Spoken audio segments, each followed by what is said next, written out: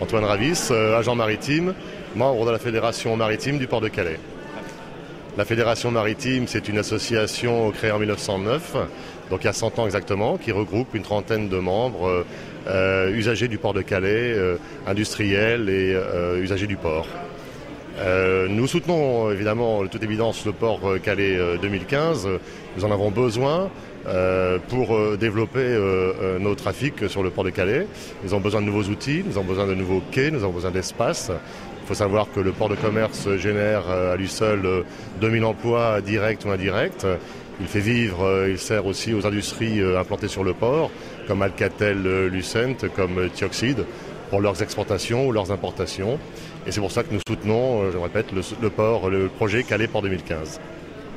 Monsieur de Bellecourt, section régionale conchylicole. Nous, ce que nous aimerons noter, c'est que les dunes du Fort Vert, c'est très important, il faut les protéger. On parle de l'aquaculture, mais l'aquaculture, c'est l'élevage en eau. Nous, on est mytiliculteurs. On aimerait que la mytiliculture se prenne en considération. Que le promoteur prévoit dans ses investissements une enveloppe, que s'il occasionne des dégâts chez nous, qu'il peut venir faire, parce qu'on parle de défense de l'emploi. La mytiliculture, aujourd'hui, c'est au minimum 15 emplois qu'il faut défendre et protéger. Voilà, ça c'est la première des choses. Et on veut surtout pas qu'il faut faire l'amalgame entre l'aquaculture de Gravelines. D'ailleurs, je ne vois pas en quoi l'extension du port de Calais viendrait faire. Et nous, mytiliculteurs, qui sommes concernés directement. Voilà surtout le point important.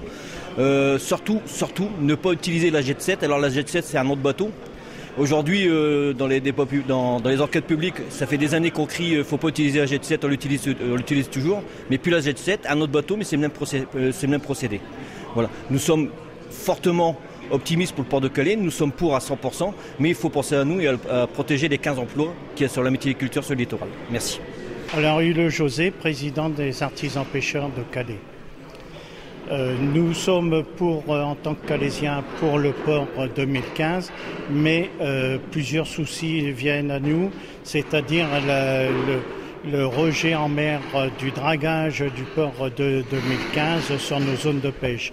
Nous demandons des analyses à chaque rejet de dragage, de produits de dragage sur nos lieux de pêche, afin de confirmer la non-pollution s'il y a effectivement non-pollution. Nous hésitons aussi, c'est le croisement des ferries dans la Passe qu'il y a actuellement.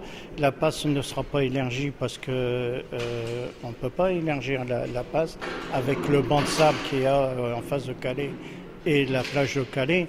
Donc nos entrées au port seront très difficiles à cause des croisements des ferries qui seront plus importants que maintenant. Et nous avons peur aussi qu'on nous interdit de pêcher du côté de Blériot et de Calais du fait qu'on pourrait gêner éventuellement le croisement de ces ferries. Denis Bogart, président de l'ADK, Association de défense de l'environnement du Calaisis. Le projet Calais Port 2015 est un projet porteur d'espoir économique et humain. Créateur massivement d'emplois, nous l'espérons tous. Aussi, l'ADK est favorable à la concrétisation du projet. Par le biais d'un cahier d'acteurs, nous avons exposé des constats et des craintes.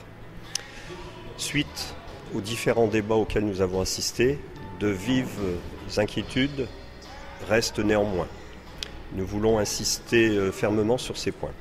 Si vous permettez, le premier point concernera la qualité de l'air sur Calais. La qualité de l'air sur Calais est médiocre concernant la pollution à l'ozone. Elle est médiocre, voire mauvaise, concernant les PM et le dioxyde de soufre. Les chiffres des capteurs le prouvent. Il faut donc prendre en compte ces données afin que tous les acteurs, régions, SNCF, RFF, développent absolument le réseau ferroviaire pour pouvoir utiliser au maximum les ferroutages.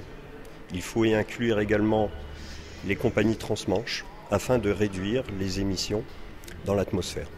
Le deuxième point sur lequel nous aimerions insister, c'est le trafic routier. On nous parle de 5000 véhicules par an en plus sur la rocade Est. On nous dit que c'est une marge acceptable. Mais acceptable pour qui ? Certainement pas pour les riverains. Le trafic routier supplémentaire va s'échelonner sur l'autoroute A16 et une petite partie sur l'autoroute A26. Il faut savoir que tout autour de Calais, sur le réseau autoroutier au complet, il n'existe qu'un seul dispositif anti-bruit sur quelques mètres. Qui va prendre en compte ce problème? Qui va prendre en compte ces mesures compensatoires? Il faudra y songer au préalable. Ce sont les deux points qui ont attiré notre attention. Je conclurai par ces mots en disant que l'ADK est fidèle à une de ses missions, c'est informer la population. Et je voudrais remercier la commission particulière de débat public et son président de nous avoir permis de le faire dans les meilleures conditions. Je suis Bernard Bril, qui est responsable de la section locale du groupe ornithologique et naturaliste du Nord-Pas-de-Calais. L'association s'est positionnée vis-à-vis du projet Calais 2015 à cause de certaines inquiétudes concernant les impacts indirects de la jetée sur la plage des Halles-de-Marque en particulier. C'est une plage absolument immense, avec donc une lame d'eau très fine qui fait un paysage remarquable quand le soleil et les nuages se reflètent dedans, déjà. C'est une plage d'un intérêt exceptionnel pour de nombreuses espèces animales. En premier lieu, les phoques, 2 espèces. C'est des phoques gris sur des bancs de sable, c'est pratiquement unique en France. Ensuite, les vasières, donc ces zones de sable et de vase avec une faible pellicule d'eau, attirent de très nombreux limicoles, c'est-à-dire de plis échassiers, de très nombreuses espèces, au moins une vingtaine. Et les salicornes, les petites plantes qui poussent dans les terrains salés, attirent en hiver des passereaux nordiques comme les bruyants des neiges, les alouettes oscoles, etc., qui sont très rares en France, eux aussi. Ce qui nous inquiète au niveau de ce projet, c'est qu'une telle jetée, et l'étude qui a débuté dans le cadre des enquêtes le montre déjà, il se passe presque toujours dans le cadre de ces cas-là, un ensablement juste à l'est de la jetée et une érosion plus loin. Il faut absolument compléter l'étude pour savoir exactement quel serait l'impact et en même temps trouver des moyens pour que justement cette jetée ne détruise pas cette richesse exceptionnelle. Peut-être, par exemple, faire une partie de la jetée sur pilotis, cette idée a été avancée. Nous ne sommes pas du tout contre la construction de l'agrandissement du port de Calais, mais on pense qu'il y a pas de raison qu'on ne trouve pas un moyen pour protéger cette plage, pour qu'elle conserve son caractère sauvage, peu fréquenté, et toute la richesse qu'on y trouve. Marc Sorrentino, donc je représente la SNCF et plus particulièrement sa branche transport et logistique, SNCF Géodis. Le port de Calais a pour ambition de devenir un grand port, et nous en tant que transporteurs, il est bien évidemment de notre intérêt que cela soit un succès. Néanmoins, pour que cette opération soit un succès, il est fondamental que tous les acteurs prennent conscience du rôle déterminant du ferroviaire dans la réussite de ce projet. Pourquoi ? Parce que si l'on regarde les choses d'un point de vue européen, le succès d'un grand port, c'est aussi le succès de l'évacuation des marchandises par voie terrestre. La vocation d'un grand port comme celui de Calais, c'est de pouvoir, par voie terrestre, irriguer l'ensemble de l'Europe, et notamment l'Allemagne, qui reste encore aujourd'hui le poumon économique de l'Europe. Si tous ces atouts sont réunis, alors Calais pourra attirer de nouveaux clients, de nouveaux transporteurs. Fret SNCF sera là pour répondre à cette demande. L'offre ne manquera pas. Fret SNCF sera toujours là pour fournir une offre, mais pour que cette offre se concrétise en transport, il faut aussi qu'il y ait une demande.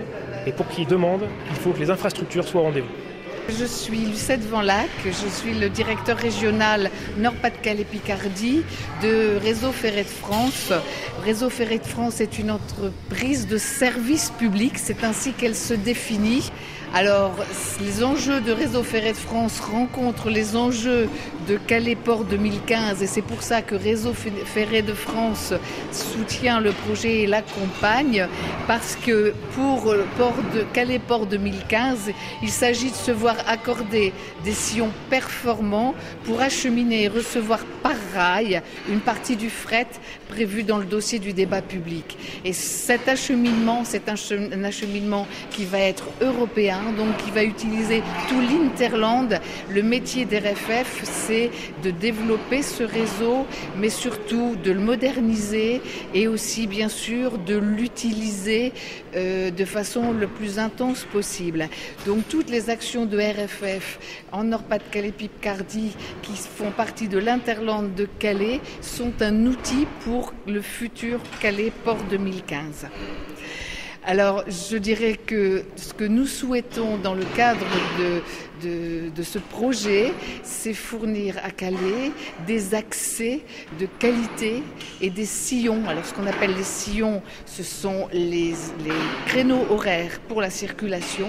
Donc, fournir, proposer, vendre, puisque nous sommes une entreprise de service public, des sillons qui soient performants et qui permettent à Calais d'avoir les débouchés européens et internationaux dont il a besoin.